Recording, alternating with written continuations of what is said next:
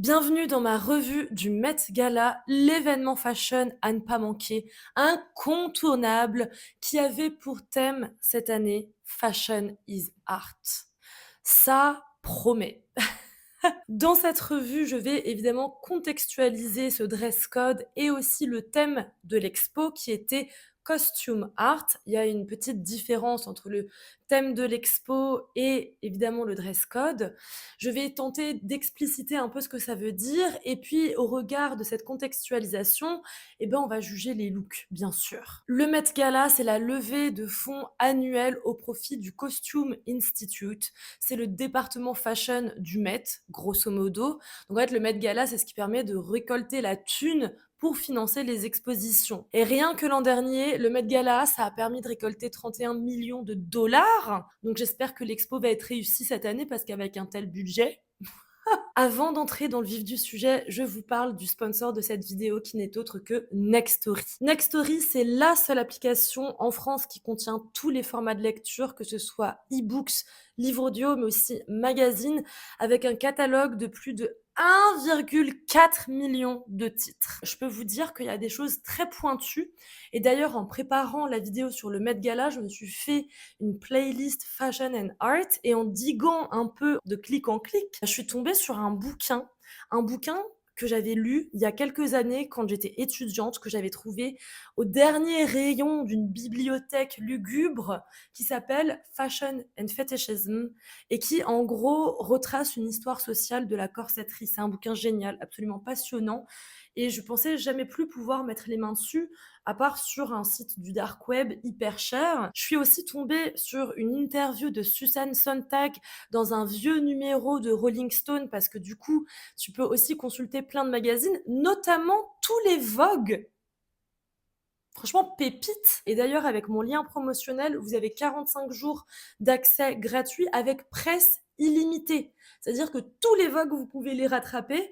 Et il y a aussi 15 heures d'écoute de livres audio avec le lien promotionnel. Donc n'hésitez pas. Voilà. Dire que la mode est un art, c'est un peu le premier réflexe pour tous les fashion qui veulent légitimer leur passion. Je sais parce que je suis passée par là. Non, mais la mode, c'est pas que superficiel, hein, c'est un art, c'est une forme d'art. Et d'ailleurs, je trouve ça vraiment pas anecdotique, le fait que l'exposition du coup du Costume Institute cette année soit ça, sachant que cette année marque l'ouverture des nouvelles galeries Condé Nast. Ce sont des nouvelles galeries qui ont été financées par Condé Nast, hein, le groupe média auquel Vogue appartient. Ce qui est hyper révélateur, c'est que à l'origine, le Costume Institute était beaucoup plus petit et était situé au sous-sol du Met Gala. Et là, avec l'ouverture des galeries Condé Nast, c'est complètement différent parce qu'elles sont situées exactement à côté finalement de la boutique de souvenirs, c'est-à-dire à un endroit central devant. La question de savoir si la mode c'est de l'art ou pas, elle est au fondement de la naissance de la haute couture. Et ça, c'est qu'Emmaïs aussi, un chercheur historien de la mode, qui en a fait une petite vidéo sur son compte Insta. Je vous conseille d'aller le suivre et d'aller la regarder. En gros, il retrace un peu l'histoire de la haute couture qui nous vient évidemment de Charles Frédéric Worth, qui a été le premier à vouloir revendiquer finalement un statut d'artiste. Parce qu'avant lui, les créateurs de mode étaient des faiseurs de mode, des artisans, ils étaient une main. Et c'est vraiment à partir de lui, à partir de ce moment-là, au début du XXe siècle, finalement, que le couturier devient une personne en vue, que le couturier intègre les cercles mondains, qu'on va commencer à l'interviewer, etc. Avec Elsa Schiaparelli, qui a inspiré Salvador Dali, Picasso et tout le gratin. Toute cette génération veut vraiment peser dans le game, montrer qu'ils sont des artistes ou du moins qu'ils côtoient des artistes. Et d'autres, encore plus tard dans les années 60, vont vouloir renoncer, refuser cette dénomination et au contraire revendiquer le titre de designer, de créateur de mode. Toujours est-il qu'on ne sait jamais comment parler de ces gens qui font de la mode. Sont-ils des artistes? Sont-ils des créateurs, des stylistes, des designers? On ne sait pas. Ce qui est sûr, c'est que la mode a beaucoup eu de mal à faire sa place dans les musées. Ça, c'est une certitude. Et l'ancien directeur du Met, qui s'appelle Thomas Campbell, il le dit lui-même quand il a commencé sa carrière au début des années 2000, donc il n'y a pas si longtemps, eh ben, l'art, c'était la sculpture, la peinture et l'architecture. La mode était considérée comme un art décoratif, un objet qui a une fonction, tout comme la céramique, la joaillerie, la métallurgie, le design d'objets finalement, la tapisserie, tous ces artisanats en fait qui ne font pas partie des beaux-arts. Il y a une vraie scission, notamment à partir du XVIIe siècle dans l'histoire de l'art, entre les beaux-arts et les arts décoratifs. Et cette scission, elle est aussi le produit d'une misogynie.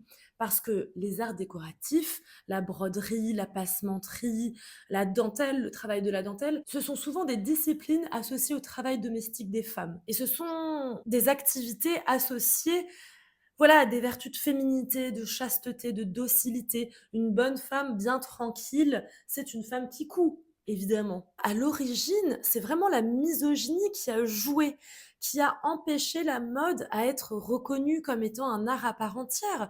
Pourquoi l'architecture plutôt que la mode?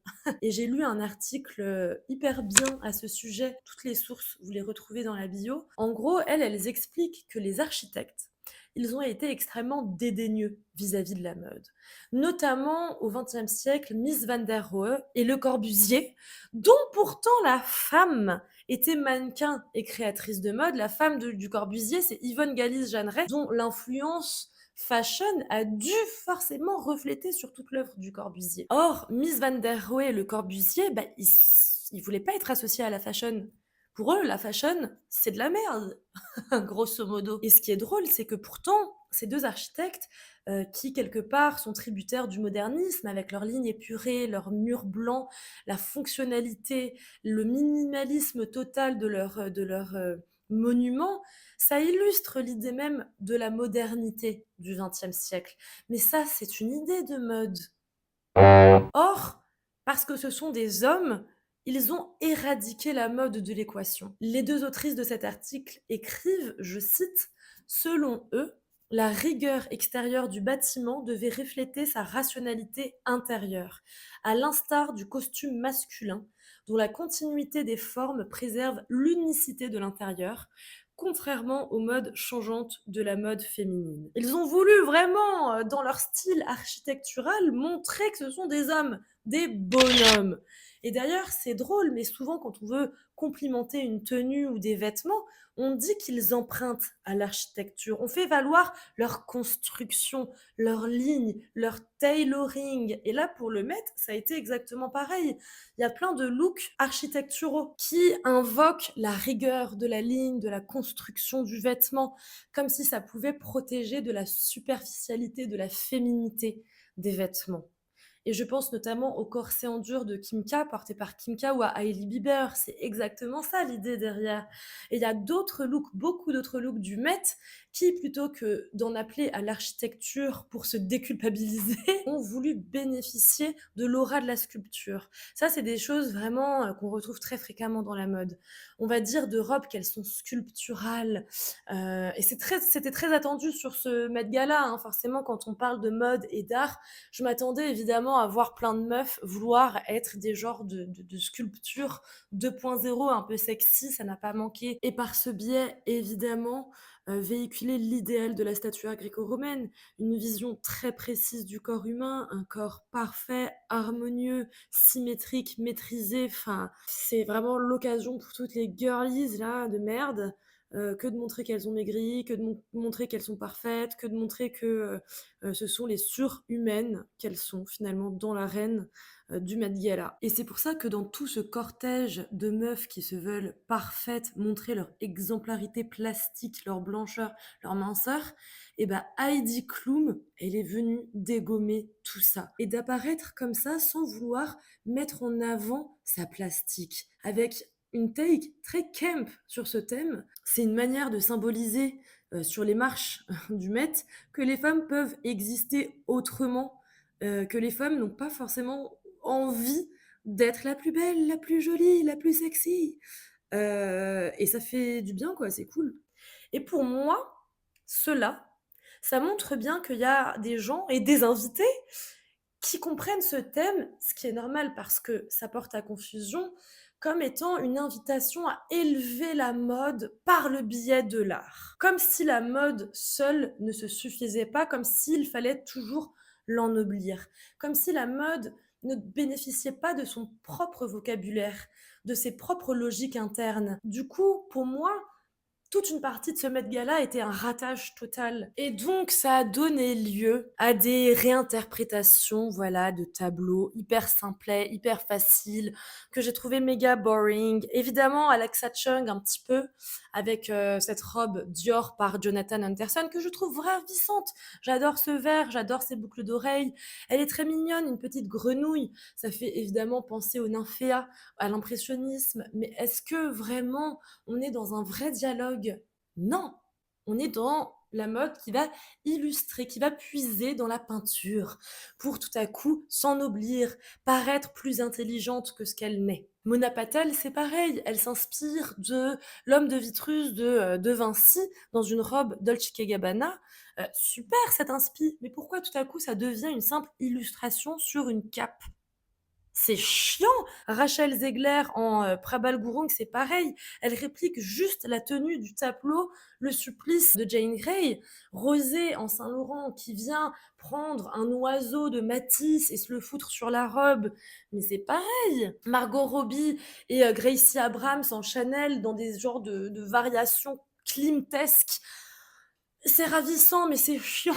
En tout cas, tous ces looks, pour moi, ils obéissent à une logique contre-productive, c'est-à-dire d'essayer de rehausser la mode, le pouvoir de la mode, en allant pomper sur d'autres arts. Par ailleurs, il ne faut pas forcément vouloir considérer la mode comme un art. C'est même dangereux de le faire. Et ça, j'en parle beaucoup. Sur cette chaîne, j'en parle sans cesse, parce que pour moi, vouloir toujours montrer que la mode est un art, c'est encore nous éloigner des processus de production des vêtements, du travail des ouvrières, mais aussi des objectifs commerciaux et donc des gros actionnaires qui derrière tirent les ficelles. Là, en l'occurrence, il s'agit du couple Bezos, ces affreux personnages qui sont derrière Amazon, une entreprise qui fait rêver, n'est-ce pas? En fait, de manière générale, je crois qu'on s'en fout un peu de savoir si la mode est un art ou pas. C'est pas tant ça la question. Je pense que même l'art se désintéresse de savoir ce qui est du registre de l'art ou pas. Je crois que le pop art puis Jeff Koons, ils ont complètement atomisé la pertinence de cette question. Mais en réalité, je crois que les seules personnes que ça intéresse, cette question de savoir si la mode est de l'art ou pas, ce sont les gens de la fashion qui continuent de souffrir d'un complexe d'infériorité. Et ça, Andrew Bolton, qui est le directeur actuel du Costume Institute du Met, il l'admet à demi-mot parce qu'en fait, cette exposition Costume Art, c'est la première exposition qu'il a orchestrée qui est dépourvue de sous-titres. Et il dit dans la presse que jusqu'à la dernière minute, il a hésité. Et finalement, il l'a enlevé. Il est dit littéralement, mais nous l'avons retiré et c'était comme enlever un corset. Je me suis dit, voilà, c'est exactement ce qu'il faut. C'est audacieux, c'est fort, c'est un statement. De ne pas mettre de sous-titres et donc finalement d'affirmer costume art, fashion is art. Euh, il n'y a pas de place à l'équivoque. Fashion, c'est de l'art. Ça y est, on arrête d'en débattre et d'en déblatérer. Bon voilà, ça a donné lieu à plein de looks un peu boring, quoi. Mais il y en a quand même qui l'ont bien fait, et c'est notamment le cas de Rachel Sennott qui a porté du Marc Jacobs.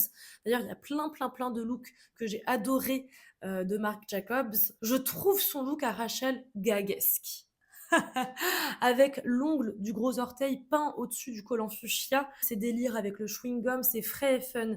Et je trouve que justement, là où beaucoup d'invités ont foncé dans le côté c'est pas des lol, la mode, ce Met Gala, c'est l'occasion de montrer tout le sérieux de la fashion. Elle a pris un contre-pied léger, fun, délirant en fait. Un autre look que j'ai trouvé assez génial parce qu'il apporte vraiment une nouvelle grille de lecture à un tableau et qu'il ne se contente pas que de le répliquer version fashion, C'est le look de Lena Dunham, habillée par Alessandro Michele Gucci.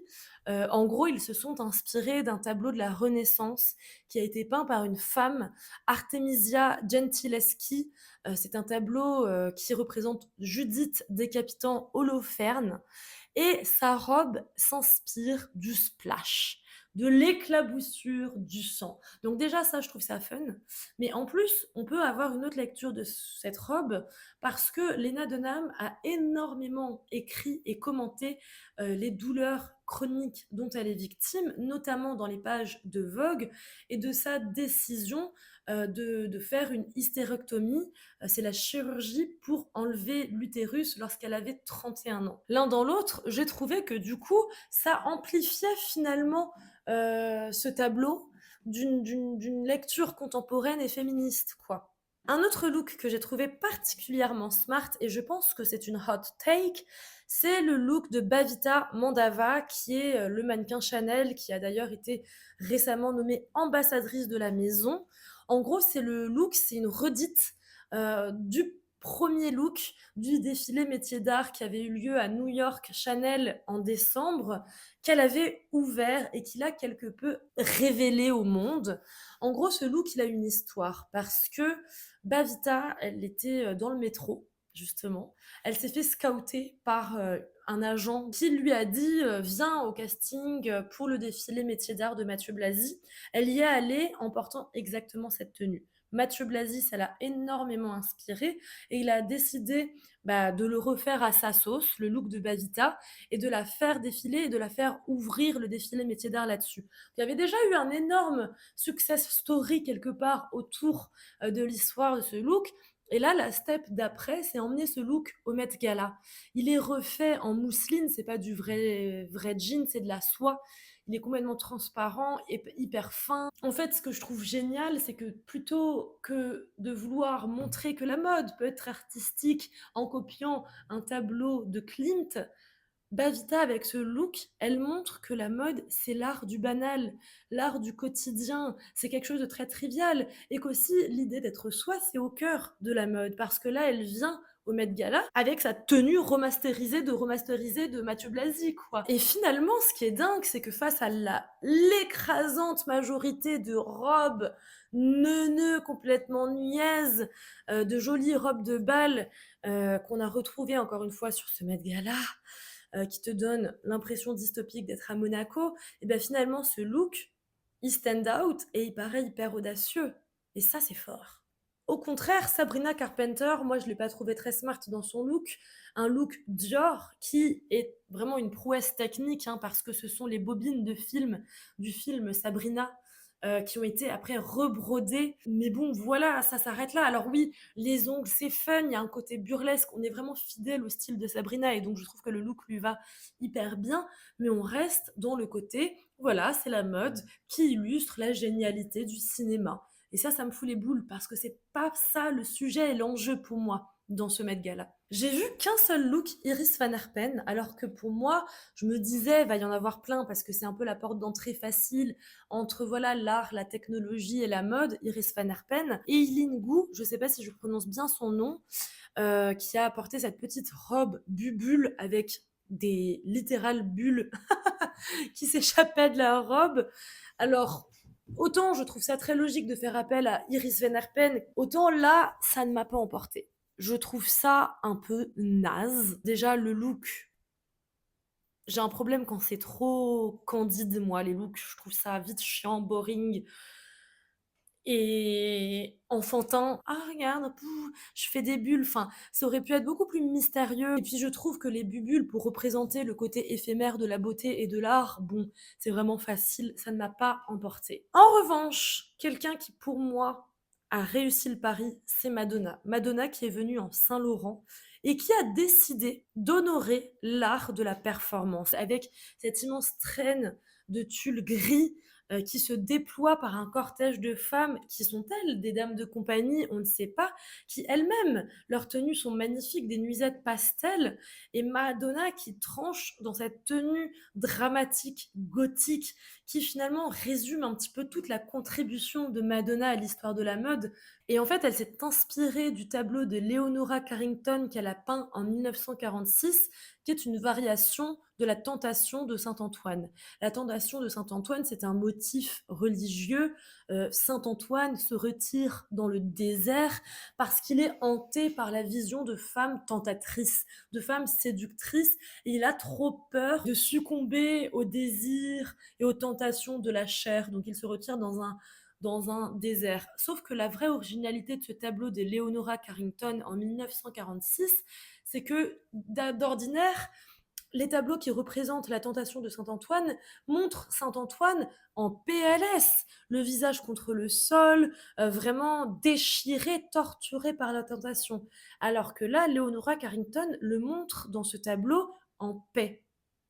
Madonna veut-elle nous faire passer le message qu'elle est en paix, que la sainte, la Madone, a enfin trouvé la paix? Si tel est le cas, good for her. De dos, avec ses voiles portés, il y avait un peu aussi cette image de Madonna qui a contribué finalement à légitimer la mode, l'art de la performance, la mode comme performance tout au long de sa carrière, et qui maintenant peut-être lève les voiles. J'ai adoré le look de Amy Sherald, qui est une peintresse américaine dont plusieurs tableaux appartiennent à la collection permanente du Met, Slay, et elle porte littéralement en fait la tenue d'une de ses peintures. Elle s'est associée à Thom Browne pour la rendre réelle. On est dans un autre registre. On n'est pas seulement dans ah on va recréer quelque chose qui existe, parce que elle donne vie à un de ses propres personnages. J'ai trouvé ça vraiment chouette. Au contraire, par exemple, de Jacquemus. Vous savez que je suis une rageuse de Jacquemus. Il est venu avec sa mamie, il s'est inspiré des toiles de tableau. Vraiment, le gars, il a réfléchi un quart de seconde au thème. Et il a dit sur Insta que c'était aussi parce que pour lui, son art, c'était sa famille. Mais merci pour rien. Enfin, vraiment, c'est chiant. C'est chiant. Doechii, j'ai adoré sa tenue aussi en Marc Jacobs. Je vous l'ai dit, Marc Jacobs, franchement, a signé, je trouve, les plus belles tenues pour se mettre. Pieds nus, c'est vraiment extra.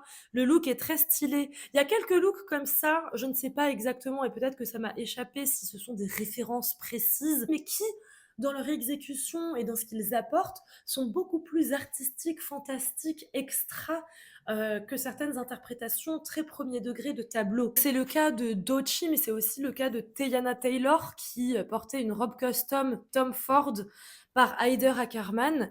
Franchement, j'ai trouvé ça mais méga stylé. Je pense que ça fait partie de mes looks préférés, Teyana Taylor. Alors, il n'y a pas de lien direct avec le thème. On ne peut pas retracer l'histoire d'une peinture ou d'un peintre ou d'une sculpture, mais it feels way more creative and artistic que des simples robes qui illustrent des tableaux.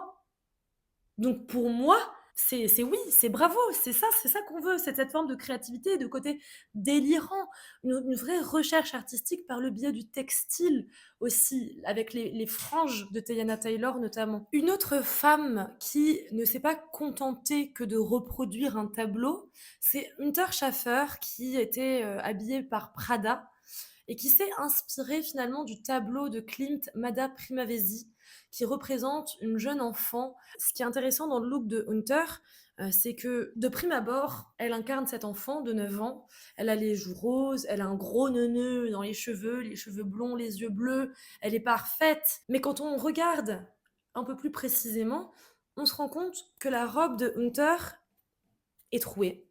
Elle est déchirée, lacérée. À certains endroits, elle semble prête vraiment à tomber, quoi. Alors de quoi ces déchirures sont-elles la trace? C'est la grande question. Est-ce que ça veut dire que l'enfance ne tient qu'à un fil? Moi, j'y vois un peu une dénonciation de la pédocriminalité si on va très très loin. Est-ce que ça veut dire que les prédateurs rôdent?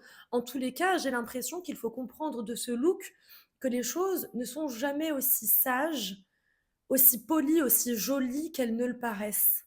Et c'est peut-être un commentaire assez subtil sur ce entire Met Gala financé par les Bezos finalement. En voyant cette vidéo, ça m'a vraiment sauté aux yeux. Ce look, c'est aussi une référence directe à la phrase Protect the Dolls, qui est en fait un appel à protéger les femmes trans particulièrement exposées aux violences, dans le contexte de la montée des lois anti-trans aux États-Unis en fait. je pense que, je sais pas, I cannot unsee it. Donc pour moi, c'est vraiment ce qu'elle a voulu faire passer comme message.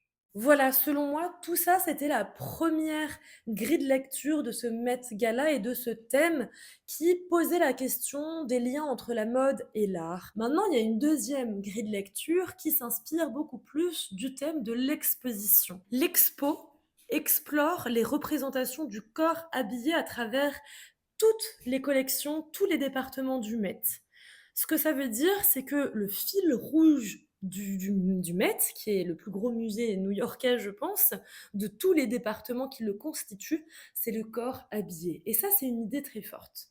C'est une idée très forte parce que ça nous dit déjà que le corps est plus qu'une simple toile blanche. N'en déplaise à Jacques Mus, le corps a une action sur le vêtement. Et ça me fait penser à une autre exposition qui avait lieu en 2025 au Barbican, qui s'appelle Dirty Looks et qui posait justement la question des effets des corps sur le vêtement, que ce soit des vêtements tachés par la sueur, par les sécrétions en fait corporelles, troués, abîmés, etc. Quand j'ai lu un petit peu le programme de l'exposition du Met et notamment justement ce double rapport en fait d'influence, le fait que le corps aussi a une action sur le vêtement. C'est pas que le vêtement qui contraint le corps aussi contraint et a une empreinte sur le vêtement. J'avais trop envie de voir ça explorer sur le tapis rouge. Ça a été finalement assez peu le cas. Dommage. En tous les cas, l'exposition a été divisée en 3 parties.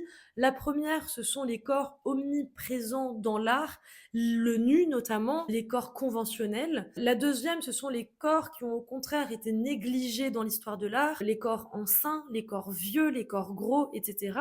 Et enfin, on parle des corps universels, le corps anatomique. Déjà, première interrogation, pourquoi cette segmentation? Est-ce que ça veut dire que ces corps ne vont jamais cohabiter, ne peuvent pas cohabiter ensemble?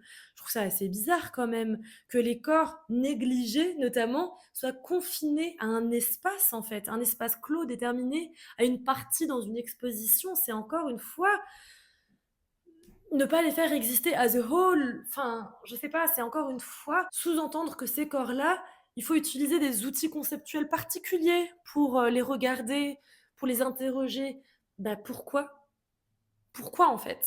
En revanche, ce que je trouve pertinent et hyper intéressant, c'est que l'expo, dans cette partie-là, s'attache à montrer que la mode est une forme d'art incarnée ou incorporée. Il faut toujours un corps. Pour qu'il y ait des vêtements, il faut qu'il y ait des corps. Et Andrew Bolton, il a dit un truc que j'ai trouvé assez intéressant à ce sujet. Il a dit: l'acceptation de la mode comme forme d'art s'est faite selon les termes mêmes de l'art. Elle repose sur la négation du corps et sur l'idée que l'esthétique relève d'une contemplation désincarnée et détachée. C'est hyper intéressant, ça veut dire plein de choses ce truc. Ça veut dire que en fait, la mode ne peut avoir accès au statut d'art que si on en fait une expérience désincarnée, que si on vide la mode des corps qui la revêtent. Et ça, c'est quand même méga problématique parce que c'est tout ce qui fait de la fashion quoi. Par ailleurs, ce que je trouve hyper intéressant, c'est que l'argument la mode est un art a souvent servi d'excuse pour faire souffrir les corps. Je parlais de ça dans ma vidéo sur le premier défilé de Glenn Martens pour Margiela qui a eu lieu en juillet dernier. Je vous conseille d'aller la voir parce qu'en plus, Rihanna a porté un des looks de cette collection, donc c'est assez iconique. Ce look, il est génial parce qu'il fait écho à toute cette tradition d'art décoratif dont on parlait tout à l'heure, au savoir-faire de la mode, la métallerie, la joaillerie, mais aussi ce look. Quand il a défilé, il y avait un masque sur le visage du mannequin. C'est une tradition chez Margiela qui réfère beaucoup à cette volonté d'anonymat de Martin Margiela. Enfin bon, allez voir la vidéo si ça vous intéresse. En tous les cas, ça pose quand même souvent cette question. Pour qu'un vêtement puisse accéder au rang d'œuvre d'art, il faudrait qu'il fasse souffrir le corps. De qui? Des femmes, évidemment. Bref, un truc positif quand même, c'est que pour la première fois, le Met Gala a cette année été accessible aux personnes en situation de handicap. Et ça, c'est Sinéad Burke, qui est une activiste irlandaise, qui a dit qu'en fait, le Met Gala, c'est quoi? c'est des marches à monter. Et donc, en fait, dans l'esprit des personnes en situation de handicap, c'est un symbole d'exclusion sociale. Donc le fait que là, pour la première fois, ça ne soit pas le cas, c'est quand même assez révolutionnaire. D'ailleurs, ça fait beaucoup écho à une phrase que Bolton a dite. Il dit qu'en gros, la promesse de l'exposition, c'est vraiment qu'on retrouve tout au long du parcours différents types de beauté, qu'on remette en question les normes, les conventions esthétiques, etc. Alors autant dans l'expo, je veux bien y croire et j'ai vu des photos justement qui ont l'air assez sympas, surtout ces nouveaux dispositifs de mannequinage, etc. Autant sur le red carpet, j'ai vu beaucoup plus de célébrités très maigres, blanches, matrixées par l'Ozempic et le Botox que l'inverse. Donc bon, c'est toujours la question du casting qu'il faut se poser. Et il y a notamment un truc qui a été relevé sur Twitter, c'est l'absence des drag queens au Met Gala depuis quelques années. Il y a une époque, en 2018, où elles étaient encore invitées. Pas directement par Anna Wintour, faut pas déconner, mais par le biais des maisons, notamment de Moschino. Or, aujourd'hui, les drag queens ne sont plus du tout invitées. Et c'est un problème, surtout dans un thème comme Fashion is Art. Parce que l'art du drag, c'est littéralement ça. Et je trouve ça quand même assez triste et un vrai manquement au Met Gala qu'il y ait très très peu sur un thème pareil de réflexion autour de l'identité de genre notamment. Alors si, il y a Alex Consani qui a fait un truc super à ce sujet. Alex Consani qui est la première femme trans à co-hoster le Met. Elle est habillée par Alessandro Michele pour Gucci. Et c'est un reveal, sa tenue. Elle a d'abord un grand manteau blanc. Et dans l'interview Vogue, elle dit à propos d'elle-même She's transitioning again. Son inspiration, c'est le printemps, un tableau de Botticelli. Le printemps, toute la force transformatrice que ça peut évoquer. Mais son look, qui est magnifique avec cette espèce de corset de tulle transparent, il invoque aussi une forme de métamorphose entre le signe blanc et le signe noir. La tenue de Cardi B, c'est ma préférée. Elle porte du Marc Jacobs, j'adore. Je trouve que c'est une tenue fantastique parce qu'elle fait référence à cette œuvre de Hans Ballmer qu'il a réalisée en 1936 qui s'appelle La poupée. Le titre est évocateur et en fait, c'est une poupée complètement démantelée. C'est une poupée qui ressemble à rien, dont les proportions ont été complètement repensées. Et tout ce que ça dit du corps, de l'idéal de féminité aussi, qui peut prendre toutes les variations possibles, des variations improbables, monstrueuses littéralement, mais aussi tout l'imaginaire érotique que ça invoque avec la poupée gonflable. Tout ça se condense dans cette silhouette de Cardi B. Et je trouve ça génial parce que c'est une véritable satire sociale de la même manière que l'œuvre de Hans Ballmer était une satire sociale contre l'ordre fasciste en 1936. Exactement de la même manière, Cardi B produit une satire en fait. Le rapport aussi hyper ambivalent à la féminité en fait, qui est une féminité convulsive, une beauté convulsive. Cette idée vraiment ouais de l'hystérisation de l'artifice, de la séduction. La séduction est forcément explosive, excessive quoi. Et ça, il y a que Cardi B qui pouvait porter ce look. Et le fait que ces protubérances soient recouvertes de dentelle, je trouve ça génial aussi. Parce que la dentelle, dans l'histoire de la mode féminine, c'est quelque chose d'assez ambivalent aussi. À la fois, il y a un côté très désuet, très gnangnan. C'est le symbole d'une forme de naïveté, le voile de la mariée en dentelle, quoi. Et à la fois, la dentelle, c'est aussi quelque chose qui est très sexualisé, être considéré comme étant tacky, vulgaire, de mauvais goût, et donc c'est aussi un pied de nez à cette espèce de volonté d'élégance bourgeoise euh, qu'une institution justement comme le Met peut mettre en place. En plus de tout ça, la dentelle, c'est aussi un art décoratif qui est en train de disparaître, un art de la main qui est en train de disparaître. Bref, cette tenue est polysémique, elle dit plein de choses, elle raconte plein de choses. J'ai trouvé ça brillant. Bad Bunny, évidemment, a été exceptionnel. Bad Bunny qui a choisi de parler de la vieillesse, de faire écho à ces corps qui vieillissent, en fait, ces corps qui ne sont jamais invités sur les red carpets, ces corps qui, s'ils le sont, eh ben, sont contrés à coups de botox. L'agisme, le maquillage a été créé par Mike Marino. Je trouve que c'est un vrai pied de nez finalement et que ça a fait sensation quoi. Il y avait un look que j'ai trouvé intéressant dans son concept, moins dans sa réalisation, c'est le look de Naomi Osaka qui portait du Robert Woon. Pour moi, ce look représente la mue parce qu'elle a commencé à ôter ce grand manteau. Il y avait un peu comme des traces de sang. Voilà ce que ça coûte peut-être de changer de peau.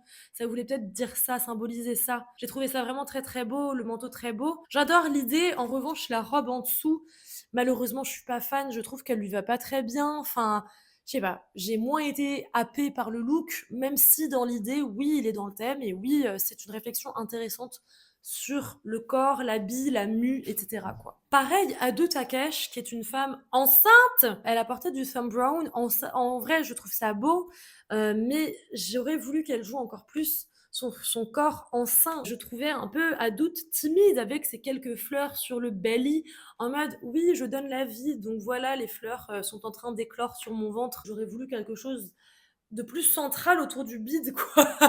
Ça m'aurait fait délirer. Surtout que Thurm Brown, on le connaît, il a le sens du drame, il est très théâtral. Il y aurait eu moyen de faire un truc un peu plus fun, selon moi. Emma Chamberlain a porté du Mugler et j'ai trouvé ça très chouette.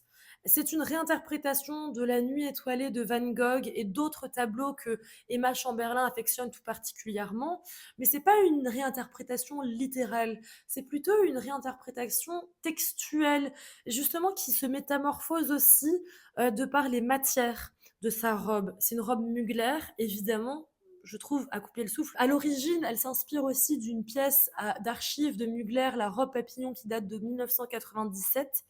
Ce que j'aime, c'est qu'elle ressemble vraiment à un oiseau, Emma, dans cette robe. Et c'est comme si, du coup, elle-même était en train de se métamorphoser, en fait. Pourtant, je pense pas qu'il y ait de vraies plumes sur la robe, mais je sais pas, il y avait vraiment un espèce de truc de l'ordre de la métamorphose, je trouvais, dans ce look. Lena Situation, je pense qu'elle a voulu partir sur un peu l'idée du Pygmalion. Voilà, l'artiste qui crée sa femme idéale, la femme idéale qui prend vie. Je trouve ça sympa, l'idée. Je trouve ça sympa aussi que son bustier soit réalisé par un artiste métallurgiste qui s'appelle Jean-Laurie Guimaron. Le fait que ce soit un artiste métallurgiste, voilà, ça fait écho aux arts décoratifs, à tout ce dont on parlait au début. Après, bon, je trouve que la réalisation est pas ouf. La jupe, je la trouve, je comprends pas ce qu'elle fout là. Donc ça n'a pas emporté mon cœur malheureusement. Il y a aussi Jordan Roth en Robert Woon qui a un petit peu fait écho à cette histoire de Pygmalion que j'ai trouvé assez fun. La robe, le tombé, la texture en velours, j'ai trouvé ça plutôt fun. Et j'ai préféré cette interprétation du Pygmalion que celle de Lena Situation. La question que peut se mettre, c'est aussi qui finance la fashion et qui donc conditionne l'expression artistique de la mode. Parce que évidemment que les actionnaires et ceux qui financent vont pas laisser passer des messages politiques qui ne vont pas dans leur sens. Faut pas être Einstein pour s'en douter. Franchement, ça a posé plein de questions, ça pose énormément de questions. Il y a eu une campagne d'affichage dans tout New York qui a été organisée par le collectif Everyone Hates Elon pour critiquer l'implication justement du patron d'Amazon dans l'organisation du Met Gala. Il y avait plein d'affiches qui représentaient des bouteilles d'urine posées sur le red carpet et ça faisait référence directement au fait que l'entreprise d'Amazon a admis que certains de ses chauffeurs-livreurs étaient parfois contraints d'uriner dans des bouteilles en plastique en fait faute de toilettes. Il y a une autre affiche qui représente Jeff Bezos dans un uniforme de l'ICE, la milice anti-immigration hyper violente là, de Donald Trump. Il y a eu des mobilisations de la part des militants qui ont vraiment voulu organiser finalement un boycott parce que les fascistes, hein, l'histoire l'a prouvé, ils raffolent de l'art, de la mode. Ils sont pas cons, ils savent que c'est un soft power génial et que donc de financer ce genre d'événement, c'est une manière d'avoir une mainmise sur la création. Et d'ailleurs, le truc méga révélateur, c'est que même Danny, le nouveau maire de New York, n'est pas venu. Et c'est la première fois en une dizaine d'années que le maire de New York ne vient pas au Met Gala. Anna Wintour a été questionnée par CNN en novembre dernier sur l'implication des Bezos dans l'organisation du Met Gala. Elle a voulu dire aux journalistes qu'elle saluait l'incroyable générosité de Lorraine Sanchez Bezos, qui est une grande amatrice de mode par ailleurs. Ce sont les mots d'Anna Wintour. Grande amatrice de mode, on repassera vu la tenue boring as fuck qu'elle a porté. Mais d'ailleurs, il y avait déjà eu une polémique parce que Lorraine avait fait la une du Vogue habillée dans sa robe de mariée en juin 2025, il me semble. Mais attention, attention, attention, exhorte le directeur du Met, Max Hollin. Il dit, il ne s'agit pas d'un show pour Amazon, il ne s'agit pas d'un show sur les robes de Lorraine Sanchez.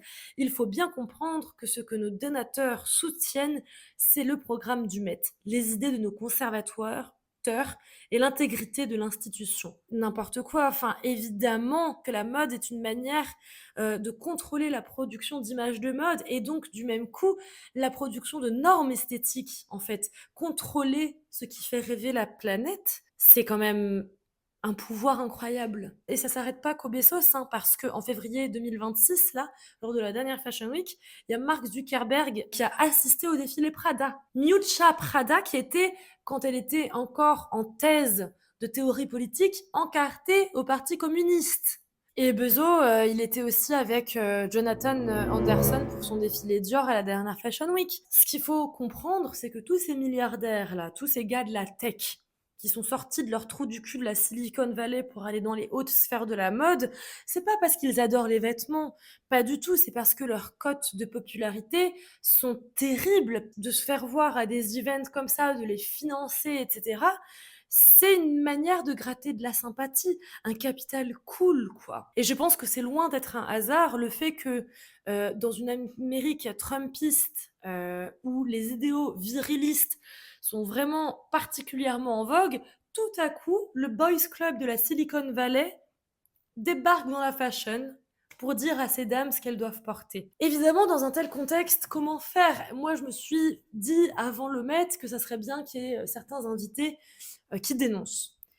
Sauf qu'il y en a une qui l'a fait, Sarah Paulson. Elle a porté une tenue de la marque Matière Fécale avec littéralement un billet sur son visage. Mais finalement, je trouve ça presque un peu gênant en fait. Et ça me fait poser la question de est-ce que c'est possible de participer à un événement pareil en voulant justement politiser le truc? Est-ce que c'est pas trop hypocrite? Est-ce qu'il faut pas seulement boycotter justement? Ça me fait penser, vous savez, à cette robe Tax the Rich qui était portée par AOC il y a quelques années, qui avait vraiment fait scandale. Parce que il y a au bout d'un moment, c'est inaudible ce genre de discours. On peut pas aller s'asseoir à la table de ces gars-là, mais mettre un dollar sur sa tête, dollar que par ailleurs, dès qu'elle va s'asseoir à la table, elle va devoir enlever pour bouffer tranquille. En revanche, il y en a une qui a fait un truc que j'ai trouvé pas mal, c'est Anok Yai. Déjà, elle, je juste fan de ses outfits à chaque fois, j'adore. Elle portait une robe Balenciaga et en fait, elle a dit qu'elle voulait incarner une Madone noire. Elle a dit I feel like being the black Madonna in a Trump world is going to send a message. Et je trouve que c'est absolument incroyable parce que c'est déjà d'une beauté magnifique. Aussi, ce que ça dit de l'art du maquillage. C'est une manière peut-être plus subtile finalement de faire avancer les imaginaires collectifs que la robe de Sarah Paulson. À la fois, c'est toujours la question de ces gros événements mainstream dans la mode. À quel moment est-ce qu'il y a une potentialité de dénoncer quelque chose sur ces tapis rouges? En même temps, tous les regards sont braqués sur eux. Je suis méga partagée sur le sujet. Dites-moi vous en commentaire ce que vous en pensez de tout ça. Parce qu'en plus, en dehors de ces quelques tentatives, on a eu toute une ribambelle de looks très demure, très chic, avec des corps maigres, blancs, botoxés à fond. Nicole Kidman, Charlie XCX, je veux dire, come on! Alors oui, c'est la fleur de lys qui adorait Van Gogh, qui adorait Yves Saint Laurent, mais on s'en bat les couilles, c'est boring. Cara Delevingne, Greta Gerwig, Amelia Gray, pareil, Maud Apatow, Lila et Kate Moss. Mais enfin, Amanda Seyfried, toutes ces meufs là qui jamais de la vie ne voudraient pas prendre un poil de cul de risque sur le tapis rouge, même au Met Gala. Ah, ça m'énerve. En tous les cas, c'était un plaisir de réfléchir à toutes ces thématiques, à tout ce que ça implique, le Met Gala, au message culturel que ça renvoie. N'hésitez pas à vous me partager vos avis sur les looks, vos takes sur le thème. Je vous lis toujours avec grand plaisir. Retrouvez-moi sur TikTok et Insta. Et puis, bah, à très vite pour de nouvelles aventures. Gros bisous!